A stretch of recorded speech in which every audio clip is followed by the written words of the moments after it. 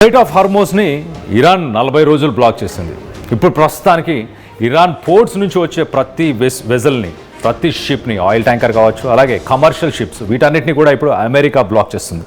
దీనివల్ల స్ట్రాటజిక్గా America ఇరాన్ని pressurise చేద్దామన్న ఆలోచనలో ఉంది. ఎంత నష్టపోయే అవకాశం ఉంది ఇరాన్, ప్రతిరోజు ఎంత నష్టపోయే అవకాశం ఉంది, అండ్ ఎన్ని రోజుల్లో ఇరాన్కి సంబంధించిన ఆర్థిక వ్యవస్థ కుప్ప కూలిపోబోతుంది అన్న దాని గురించి డీటెయిల్గా మాట్లాడుకునే ప్రయత్నం చేద్దాం. ఒక్కొక్క పాయింట్ విశ్లేషించే ప్రయత్నం చేద్దాం. మొదటగా మనం చూస్తే కనుక ఇరాన్కి సంబంధించిన ఆర్థిక వ్యవస్థ ఒకసారి చూస్తే ఒక్కరోజు సుమారు 4,000 కోట్లు, ఒక్కరోజు 4,000 కోట్లు నష్టపోతుంది. ఎలా? ఇటు ఎక్స్పోర్ట్స్, ఇంపోర్ట్స్, ఇరాన్కి రావాల్సిన ఇంపోర్ట్స్ కావచ్చు, ఇరాన్ చేస్తున్న ఎక్స్పోర్ట్స్ కావచ్చు, ఇవి సుమారు ఇటు $435 మిలియన్, అంటే మన ఇండియన్ కరెన్సీలో 4,000 కోట్లు.